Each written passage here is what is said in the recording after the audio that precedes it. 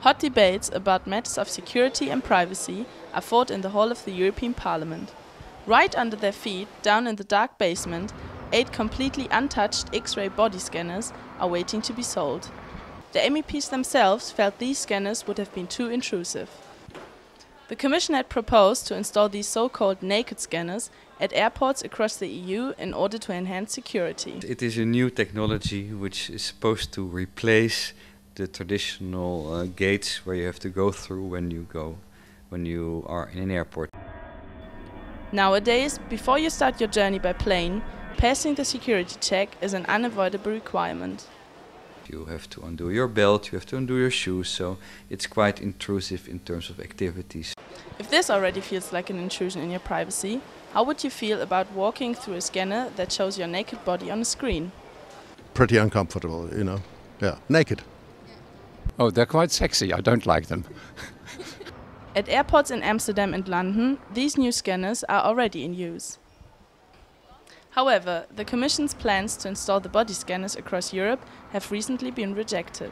The European Parliament said stop. We have the impression that the Commission finally might withdraw their whole proposal on body scanners. Ever since September 2001, tighter security measures in the US also affect European citizens. Booking a transatlantic flight, a range of your personal data is requested. Anything from private contact details to mere preferences is included in what is known as the Passenger Name Record, or PNR.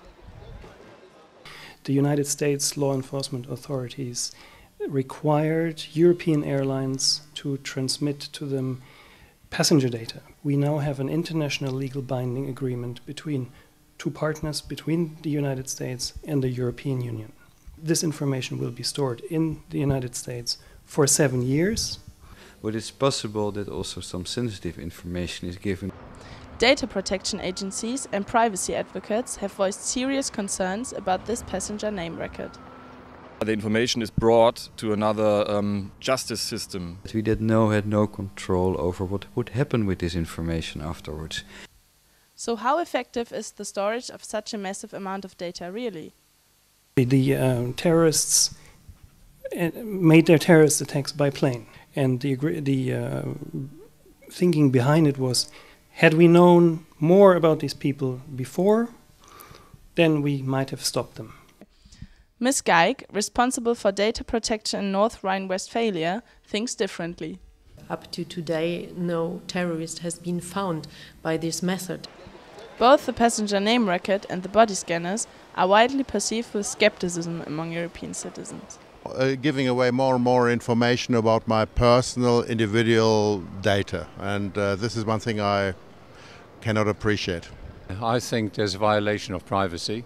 It's just a matter of the balance between freedom and security. If we want to live in a space with 100% control and security, so there won't be any space for freedom. So in the end, it's all about striking a balance between security and privacy. In the case of the passenger name record, security has won. But in the body scanners debate, the victory was with privacy. At least for the time being.